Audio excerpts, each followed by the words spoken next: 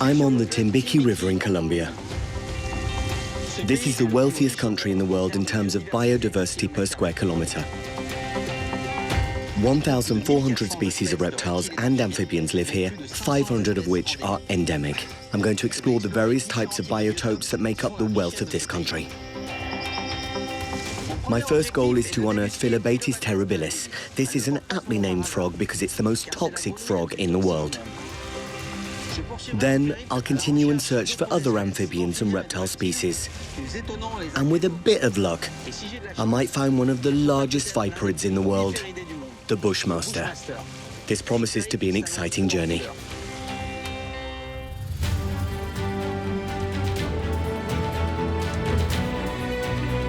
Strange, mysterious, and sometimes dangerous, reptiles are nevertheless fascinating. My name is Nathanaël Maury. I'm a photographer and a herpetologist.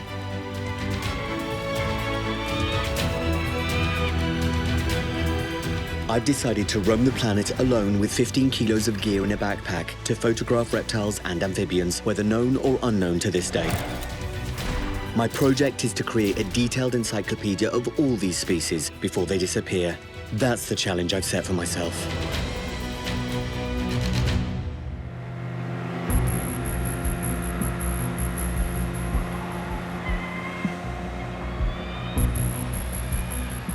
Ten years ago, it was still impossible to travel here. The area was totally controlled by the Farc and drug traffickers.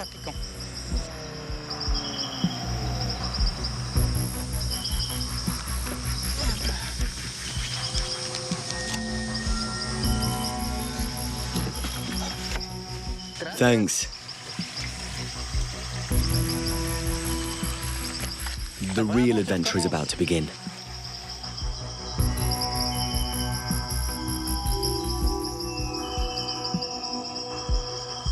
This preserved forest is named after the frog I'm looking for, Phyllobates terribilis, the most toxic frog in the world. It almost became extinct in 2012. Luckily, a 50-hectare nature reserve was created specifically for the species.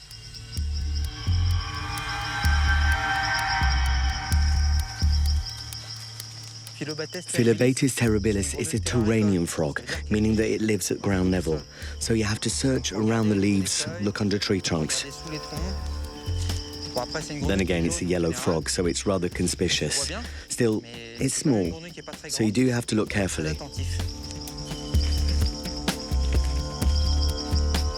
Here in Timbiqui, the average annual rainfall is over 6 meters. There's no rainy season because it rains all the time. It's great for frogs, but at close to 100% relative humidity, I need to be extra careful with my photo equipment.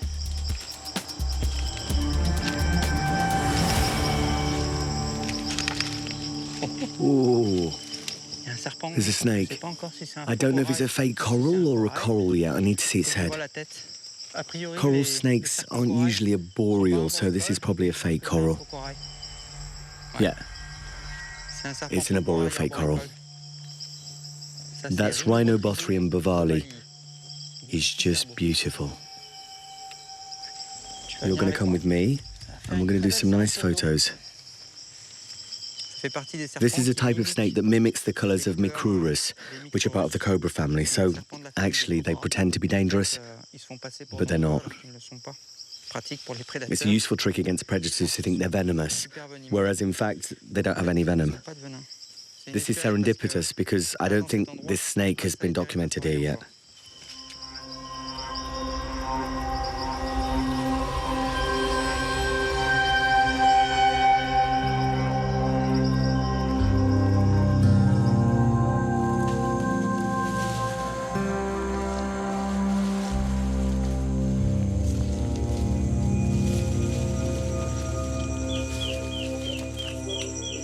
Terribilis. I have to make as little noise as possible because I could frighten it away. I'm going to try and catch it.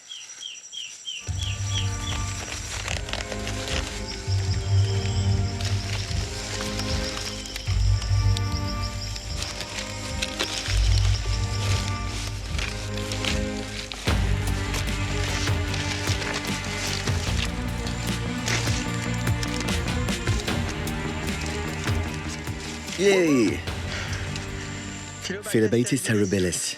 So this is a frog that you mustn't touch with the wrong hand because it's very dangerous. Oh, he's magnificent. Oh, I have to put him in a box. It's a bit tricky. There. Make sure not to touch the part of the glove that was in contact with the frog because there's surely batrachotoxin on it.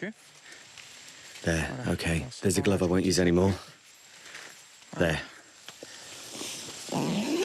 He's cute as can be, but he's as dangerous as he's cute. So that's the most toxic frog on Earth. Lab tests measured the lethal dose at 50%, so LD50 is what's used to measure toxicity. And this animal's LD is 10,000 mice. This means that with the poison contained in this frog, you could kill 10,000 mice, or around 15 human beings. I'm pretty sure they didn't test it on humans. This photo is going to be tricky because this is a frog that hops all over the place. And it mustn't touch the equipment to avoid putting poison all over the instruments. There, I've got the GPS localization, terribilis. I'm going to put this log back into place because I've made a bit of a mess. That's better.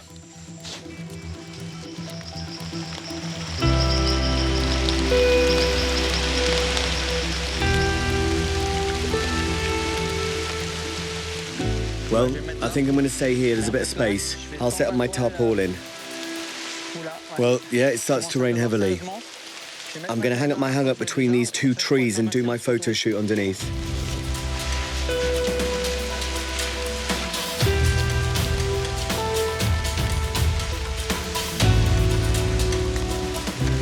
You just can't work in the rain because you get water all over the lenses. First photo shoot in Colombia. It's a good start. The most toxic frog in the world, one of the very rare snakes in Colombia, the fake coral, which is absolutely magnificent and whose behavior is really amazing. Let's start with the snake. That one's not dangerous, it doesn't have any venom. And it's rather rare because it has only been documented about 20 times by scientists in all of Colombia. There, so it likes to call itself up like that, but it's not ideal for me because you can't see all of its characteristics. I need him to uncoil. He's going to have to relax. I have to flatten him out so that all of his rings show. There we are. Now that's perfect for the overall shot, providing he doesn't go away. He's really beautiful, isn't he? With his cream-coloured red and black bands. I'm going to take photos of the head. There. That's incredible. Those white bands between the scales, it's, well, that's something else again. From the side.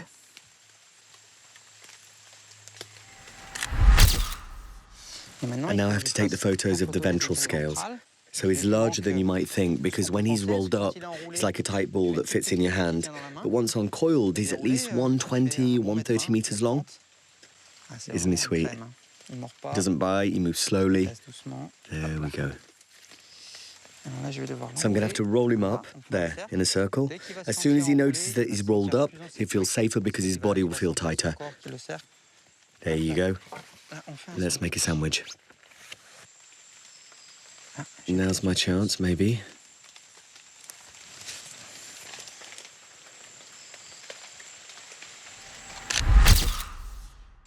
All right, you can turn over, that's okay, I've got my photo. That's funny, slithering on his back there. Okay, I'll put him back in the bag and release on him later, using the GPS coordinates. Now let's do Philobaitis terribilis. So because this is an extremely toxic frog, I'm going to protect my equipment with plastic sheets. That way, if I handle another frog later on, and even if I've cleaned everything up, I won't risk there being some leftover batrachotoxin, which would kill the frog if it touches something contaminated. So that's why I'm covering up all the gear with plastic. There, a glove. That's essential because it has enough toxins to kill 10 to 20 people. There's no fooling around with this frog. So this one wins the prize of the most toxic frog on the planet. Actually, the reason it has bright colours is because it has nothing to fear from predators.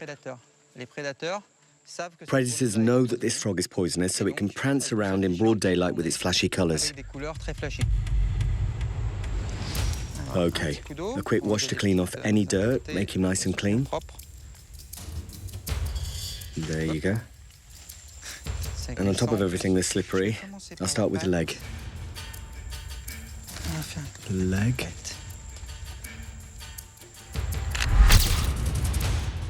That's done. There's still a lot we don't know about this frog. For example, about its toxin, its batrachotoxin, which is synthesized on its own. Rather, they need specific diet to produce the toxin. This means that the frogs lose their toxicity when captive, so if you were to put this one in captivity, for example, a year later, it would have lost 50% of its toxicity. And if it were born in captivity, it wouldn't be toxic because it wouldn't have access to the food it has here.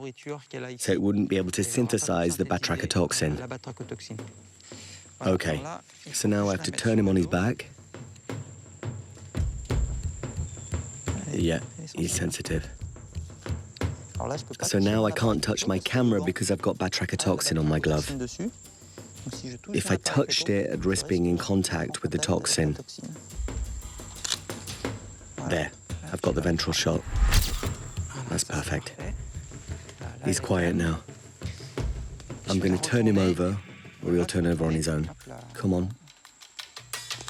There, I have a nice profile shot.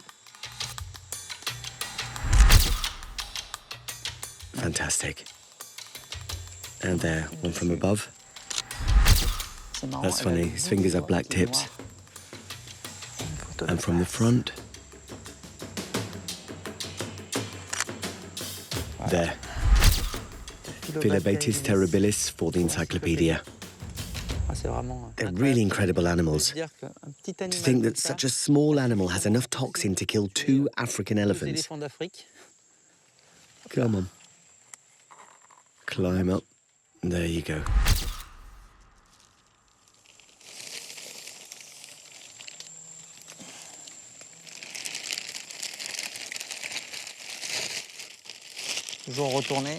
Always check all over to make sure that there's no toxin left anywhere.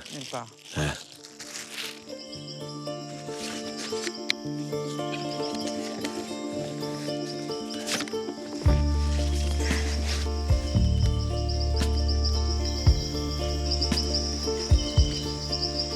All right, we're not far now.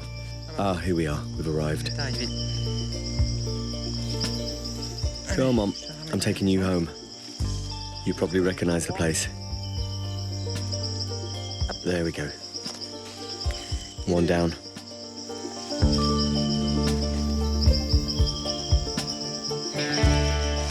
We shouldn't be very far now.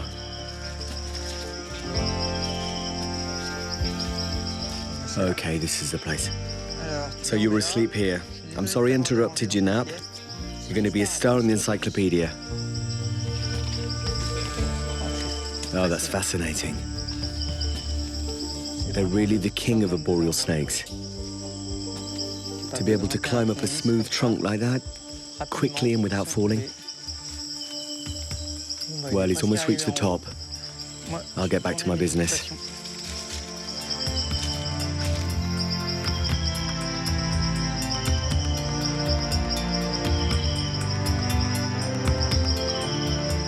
I'll be pursuing my explorations in San Cipriano Nature Reserve now, because this is where many endemic species live. The reserve is canvassed by rivers which have created a very specific biotope.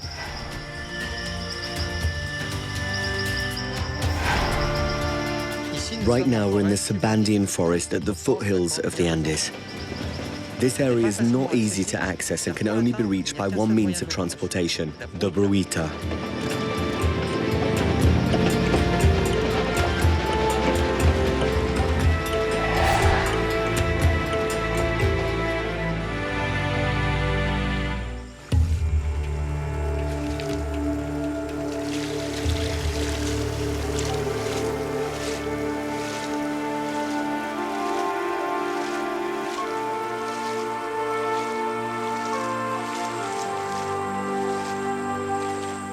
I'm going to set my camp before nightfall. One of my small pleasures is to pick a spot over the water. Here is perfect. I have a nice view in the morning, I've got drinking water, and these 2 trees to hang up my hammock. When you hang your hammock over a river, always check there is vegetation below. If there isn't, it means that when it rains, the water rises very fast. That's not the case here, otherwise the ferns would have been torn away by the rising waters, so I'm safe here.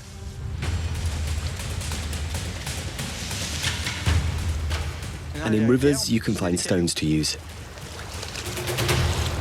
All right, will this hold? There. Okay, I'm all set up.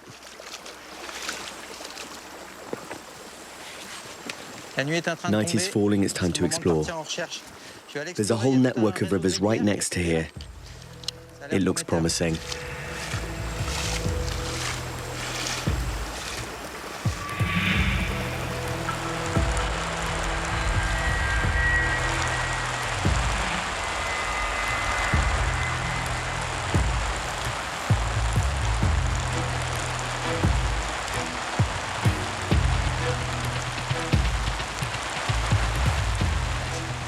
I'm on the hunting ground of the Bushmaster, one of the largest vipers on Earth. You really need to watch your step because this is a very dangerous viper and an aggressive one. It's difficult to find these snakes because they spend most of their time in holes that can only be found when they're hunting. The problem is that people kill them when they see them because they're afraid of them. So now they're hard to find.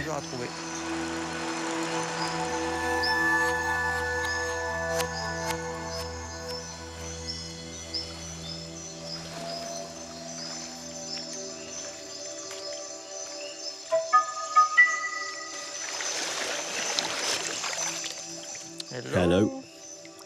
This is a Kinosternum leucosternum, a box turtle. They can close up completely. Actually, the breastplates pivot, and he can close up at the front and back. I'll let him go. I already did one in Costa Rica. That's fun, a swimming box. Okay, off we go again.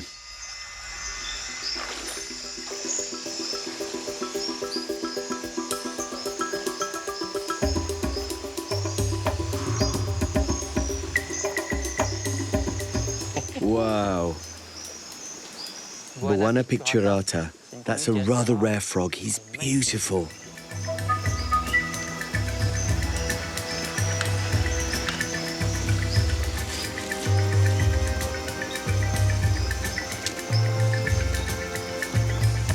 And there's a western basilisk, Basiliscus galeritus.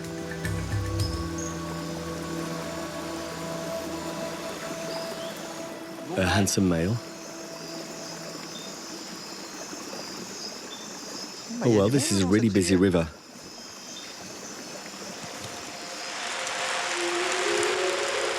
All right, it's high time I turn back. I enjoyed a nice break in the weather. I found some animals and it's starting to rain heavily. It's time to go to bed.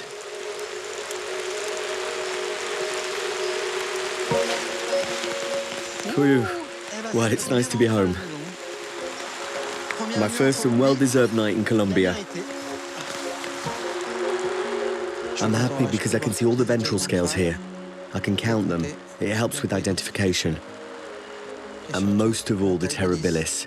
What a dead serious look. That's not a smiling face. You can see all the poison glands here. As a matter of fact, each little black spot is a gland that can release poison. And as we can see, he's got thousands. Even over the eyes, there are poison glands all over. All those little black spots here. Impressive. Well, that was a really good photo shoot, especially considering it's the first one in Colombia. And tomorrow I'll continue with the other animals I caught tonight. Another promising photo shoot ahead.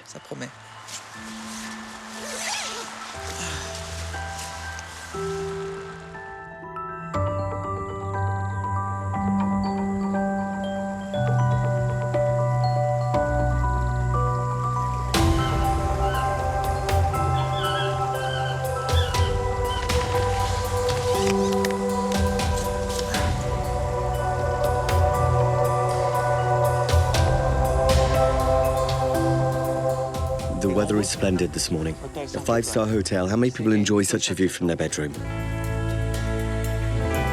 Okay, I better get going. I've got animals waiting. Let's pack up. We're off again. Today I've got a nice photo shoot in store, but we can't do it in the middle of the water, so I need to find somewhere dry, with space.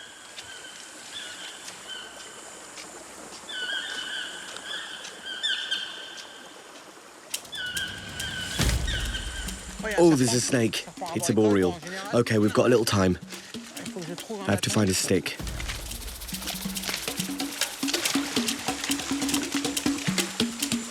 I think he's going to jump, but maybe not. He might try to climb. They're very agile. He's out of reach. Well, I'll try and climb after him. It might be slippery. Okay, I'm not sure I can make it.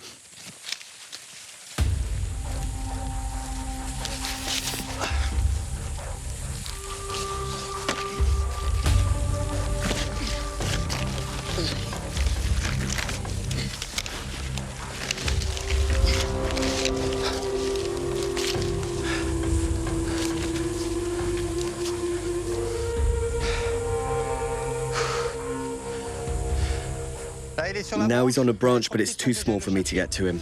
So I need to attract him towards me, or if he jumps, I'll need to climb down first. In any case, it's going to be a tough call. It's much harder during the daytime because they see us coming. I'm going to put the gloves on so that I can catch him if he approaches. He's beautiful. Oh, there are horseflies. Okay, he prefers to climb back up. Now he's on the right branch. He can see me, so he may not want to come my way. Haha, not so clever now, eh?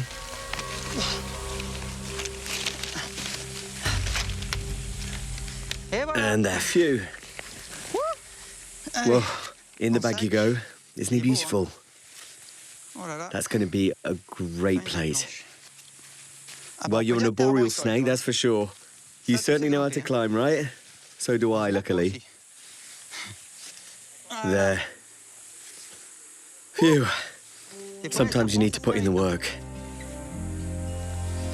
Okay. Down we go again.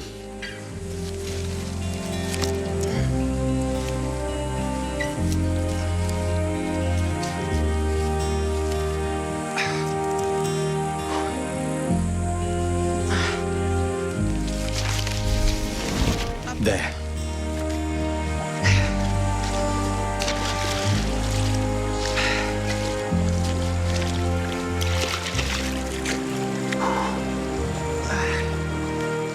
All right, you're going straight to the photo shoot.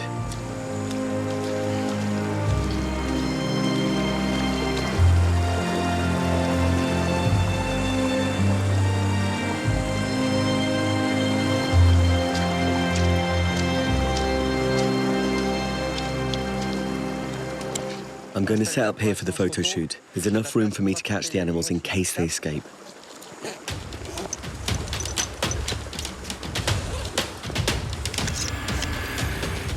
I'll start with the frog. Buona picturata. These frogs change colour easily, and I'd like to get several colours if possible. He's magnificent.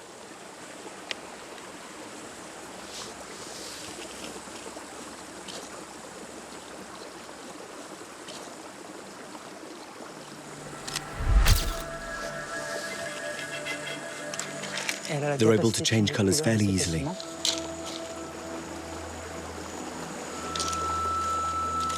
There. Yesterday when I caught him, he was orange. Now he's a greenish colour with yellow spots and changing colours as I speak. I'm going to try and put him in another position. Ah, there. That's perfect. He has enormous eyes for his size. Very pretty.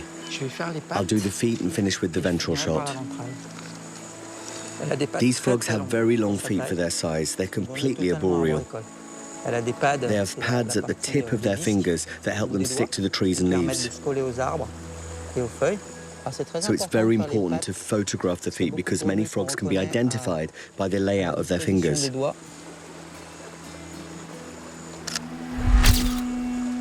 There. Let's take the belly shot. So he's going to try to grab on. I'm using the plastic sheet. It's too fine for him to hang on to. Okay, that's perfect.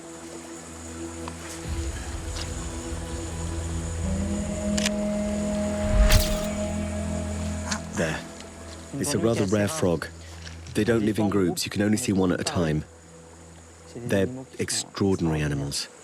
With the huge bulging eyes on the top of the head, the spots on their back, they're really improbable.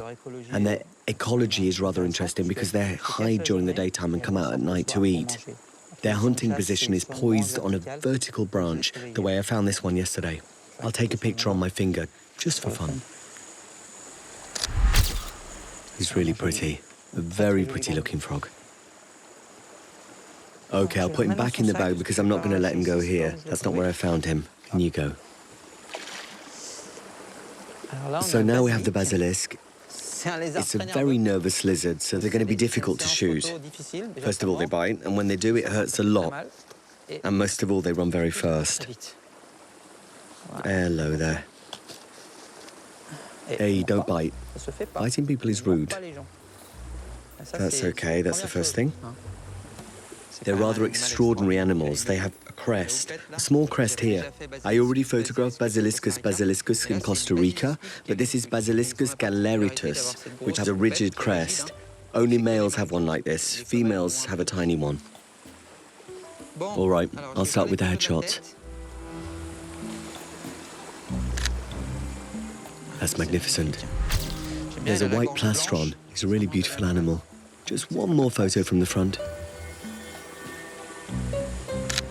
There. So now it's a bit more delicate because I have to take the ventral photo. Don't run away. Don't bite. There.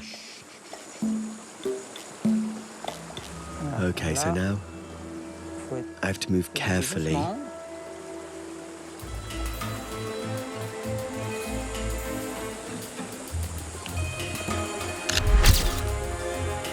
There I have my ventral shot.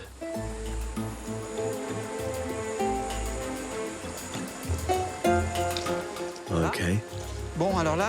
So now comes the most difficult photo of all because he's poised for running. And the idea is for him to stay even though he sees a nice river to run to. So be cool, please. Stay for the photo and then you can leave. So now I'm placing him in the starting block position. He's ready to dart off. What I want to do is take the photo before he runs away. There. See when you want to? That's cool. Look. Hey. You could have said goodbye at least. Oh well, goodbye then. He's gone, so let's continue with the snake.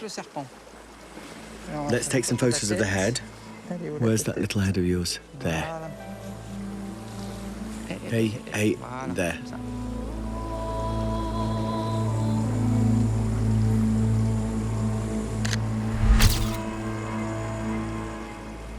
So, what's your name? You're a garter snake, that's for sure. You're not a cobra. I don't know the species. I think it's a Phrynonax, but I'll have to check when I get home. You can tell by the head, which is compact and wider behind. The scales on the back are streamlined, which is specific to the species. Not all snakes have that. Come on. Roll up. You'll see that once you're tightly coiled up, you'll feel calmer. Relax. Or don't. Okay, I'm going to risk getting bitten, but it's calculated risk because they're not dangerous. I just need more freedom of movement.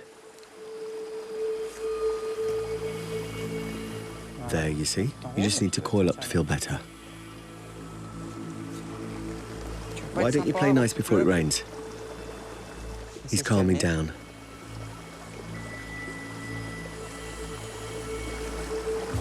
Hey, come on. Okay, well now I'm sure that it's a Phrynonax by the way he puffs up his neck. That's typical of that kind of snake.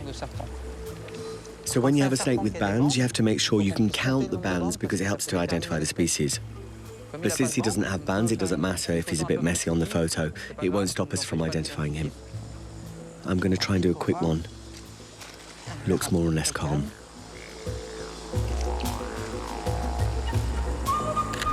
There. We're doing nice photos together. Do the same one for me on your back and we'll be done. I'm going to try and use the glass. With the glass, however, I have to get all the ventral scales. He needs to coil up really tight because he's big. There. There we go. I'll try to take away the glass. The quality of the picture is always better without.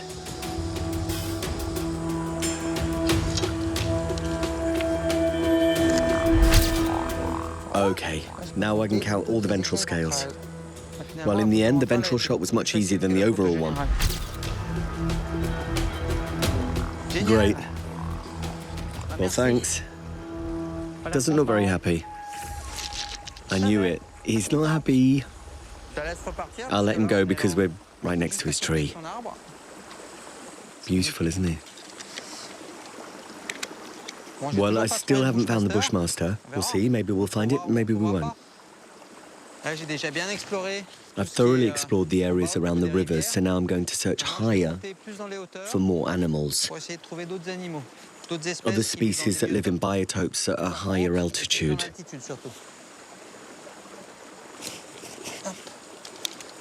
Well, that was some adventure.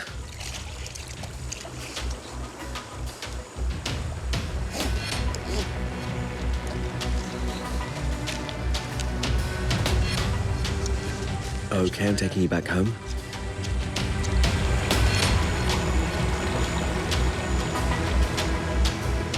They're super slippery and not very big.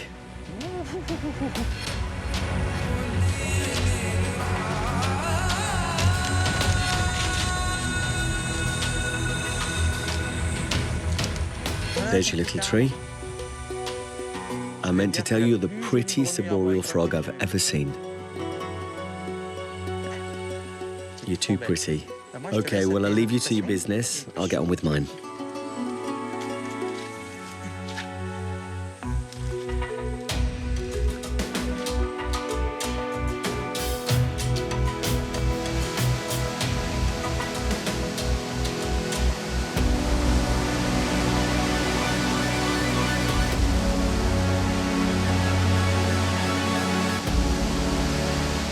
I think I've just found the shower, and there's a lot of water pressure.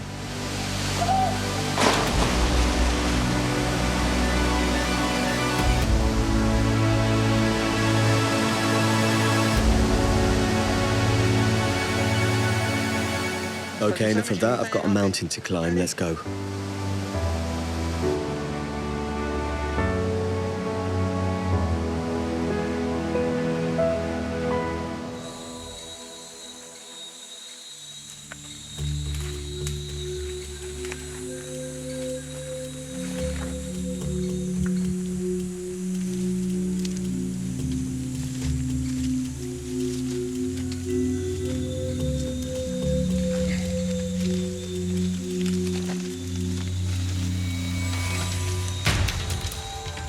Okay, there's a boa.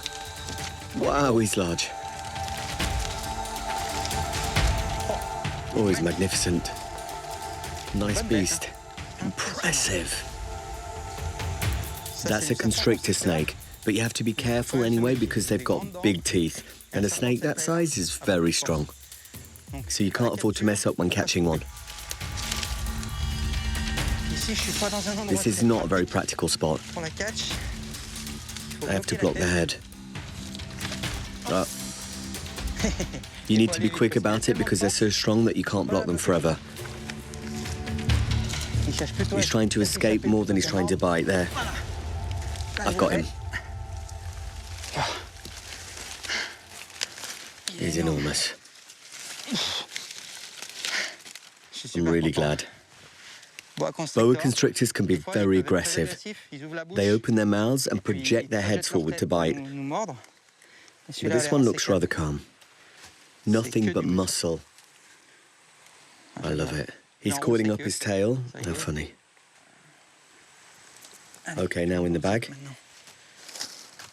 He's nice and heavy. Incredible, he weighs at least 10 kilos. Okay, so they're not uncommon after all. The boa constrictor is one of the most emblematic snakes in South America and one of the largest. It's the second largest after the anaconda, and this is a good size specimen. A nice adult, not a baby. I'm going to return to the spot where I left my bag. And then I'll climb a little higher to find a spot for the photo shoot. Let's go. Always keep the glove and the hook handy, it's important. because this time he played nice, but he could have been aggressive. And teeth like that can really hurt. There. Let's see if he fits in the bag. I should have taken a larger one. There. Wow, he's heavy. I'm going to take the GPS coordinates to release him later on. And off we go again.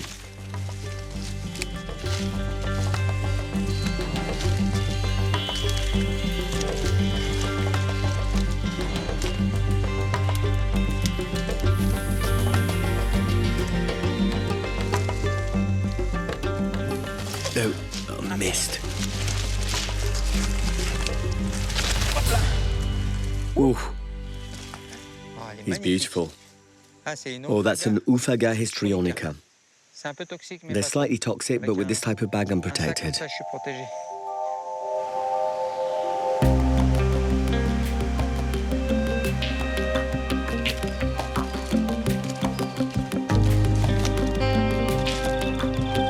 Ah, there we are.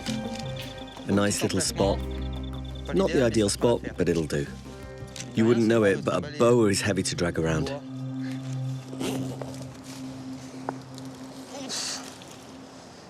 There. Wait while I set up the studio.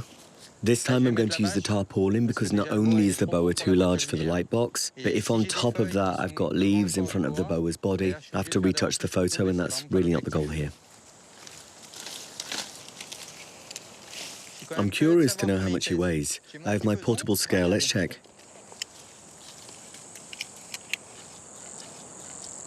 11 kilos 400. Take away the weight of the bag, he's a good 11 kilos. That's a good sized baby. They usually weigh between 6 and 16 kilos, so this one is already a large specimen.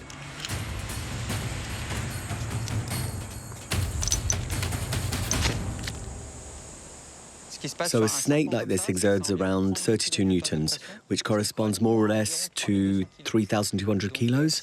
That means that if he squeezes me, that's a pressure of 3,200 kilos, so I mustn't ever let him coil around me.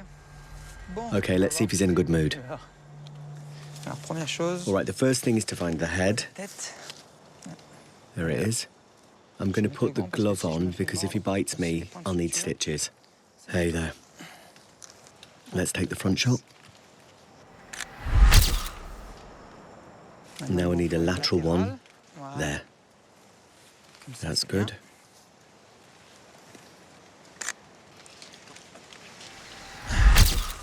Let's take the shot of the top of the head. There. He's got a large mark on his head. It's very pretty. There, come here. Impressive. All right, that's good. Now he needs to relax. Come on, shh. I just take these last two photo shots and then I'll take you home. All right. I need to group him properly so he can fit into the frame. And given his size, that's no easy feat. No, stay here. There you go.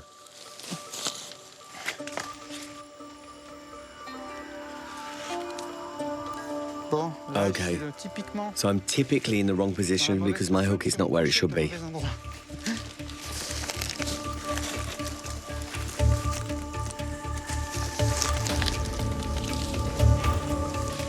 Keep quiet, relax. He's realised that he could escape into the jungle, so that's what he's trying to do.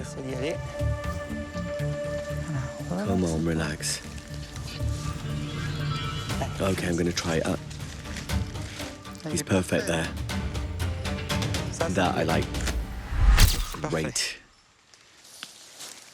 All right, this is new for you, but I put animals on their backs to take pictures of their bellies. So you need to try to play nice with me and let me do my work. It's unbelievable how they can be at the same time strong and very delicate. No, you don't want to. Won't you stay still just for a moment with me? What I'm going to do is take off my glove because it gets in the way. The problem is with gloves is that they make it harder to be gentle. You lose your sense of touch.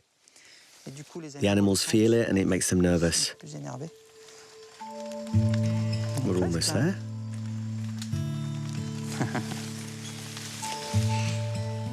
There we go.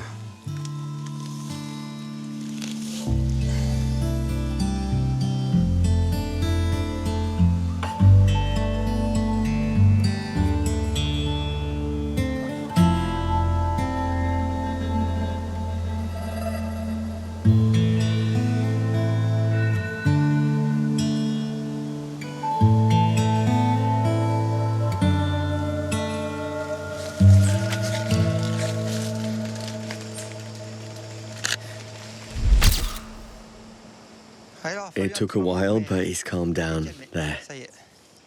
All right, now I'm going to measure him. The tape measure works best. There's already 1.50 meters. Now 2 meters, which brings us up to 2.87 meters. Not bad, eh? Okay, you've been really cool. They have a reputation for being aggressive, but I don't think so. Okay, I'll put you back in the bag because you don't live here. There. He's in the bag, all 11 kilos and 287 meters of him. This is a respiratory bag, so he'll be able to breathe. He'll be nice and comfy inside.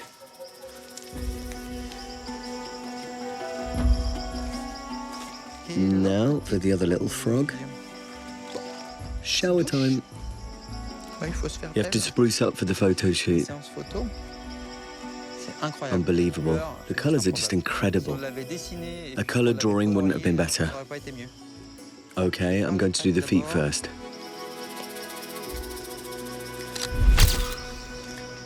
The foot, now the belly.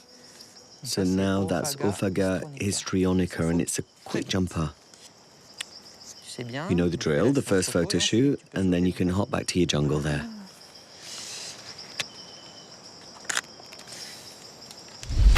I don't know his common name. Let's just call him marbled frog.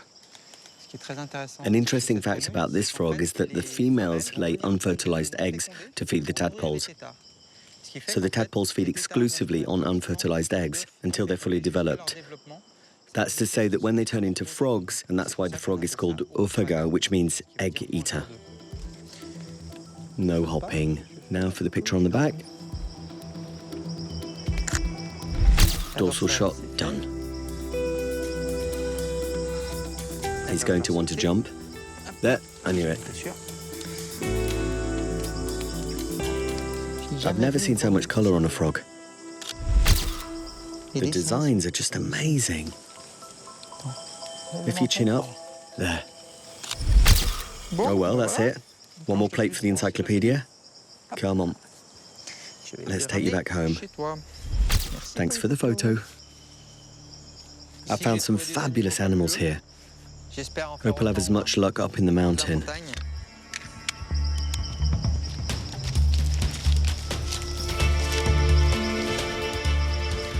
Well, in any case, thanks for the plate because it's absolutely beautiful. Yeah, thanks again. It was a fabulous surprise. Okay. We're nearing the GPS location.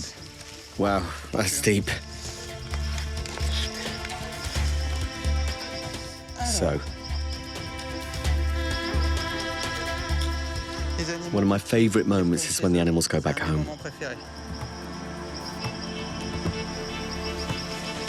Bye.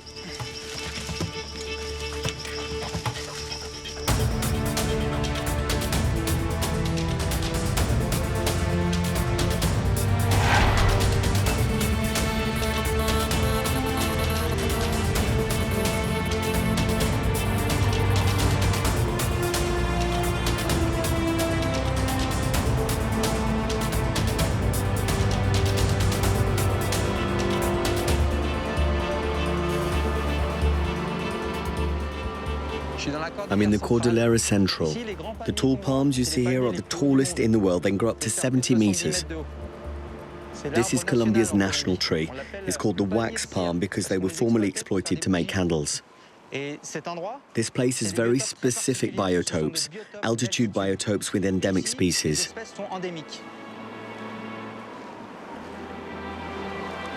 Finding altitude species takes work. You have to go and get them.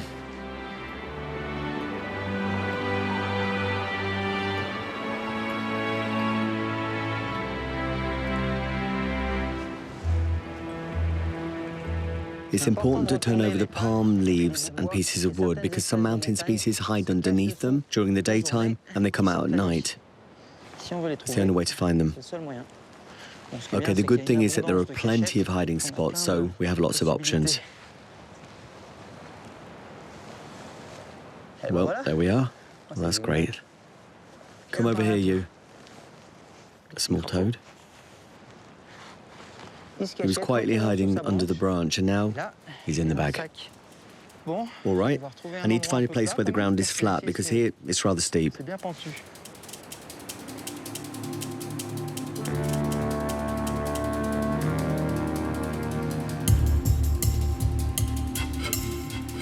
Oh, a snake. You need to be careful with this one, because it's a Micrurus. This is a real coral snake. You can tell by its yellow rings and the red tail with 3 bands. That's specific of Micrurus myparatus. He saw me. He's really beautiful. This is really great. I would never have thought I'd find a coral snake this high up. I knew that some lived at altitude, but they're rare because there is less prey, so the number of snakes per square kilometre is much lower at higher altitudes than it is at sea level. This is awesome. I'm super happy. There we go.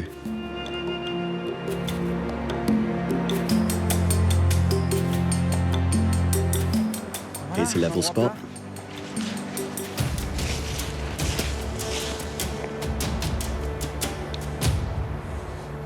Let's start with the small toad. This is Osornophreme procrassa. He's very special because he can live at an altitude of 3,900 meters. This means that he has a very slow metabolism. That's why he moves a bit clumsy. But he can cope with temperatures that are close to freezing, and that's exceptional for an amphibian. So this is a vulnerable species. It lives only high up. With global warming, temperatures rise, and there comes a moment when they can't climb any higher.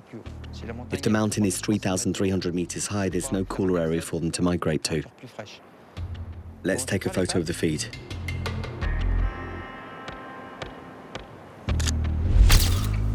They're really exceptional feet.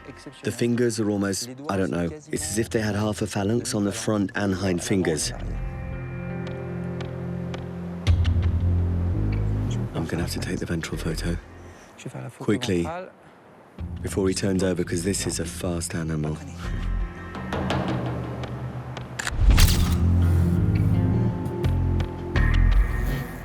All right, I'll take the lateral shot while he's walking.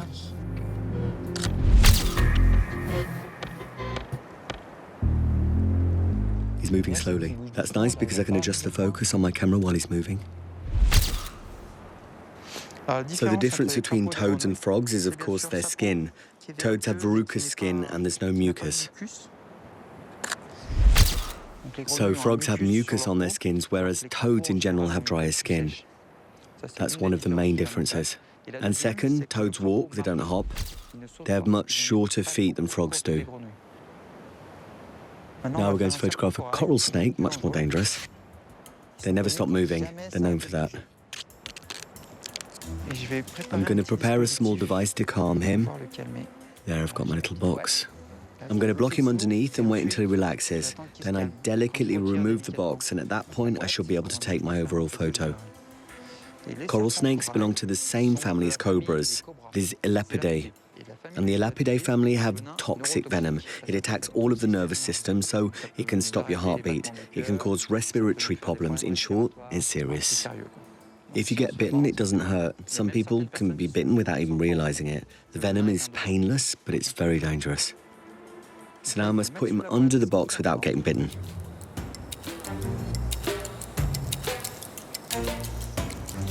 There. Now we wait until he calms down.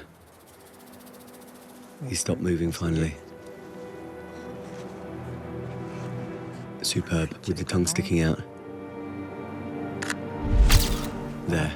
Okay, now for the head. It's going to be a bit trickier. This is a very active snake, so photographers usually have a hard time with him.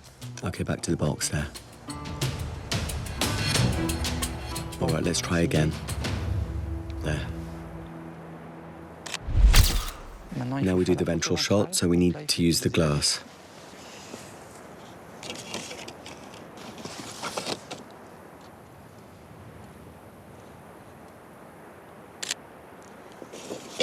Ah, he came down a notch. But I took the photo. Phew, you're a tough one. Even though I didn't get the Bushmaster, I've got a new collection of really interesting plates from Colombia. I'm very satisfied with my trip. Colombian biodiversity has held all of its promises. I captured and photographed over 80 species of reptiles and amphibians. But we need to be vigilant and redouble our efforts so that these species, some of which are endemic, remain protected. Anything can come as a pretext to deforest and destroy their habitat. And we have to keep up the fight so that my encyclopedia does not become the only proof of the existence of priceless treasures forever lost.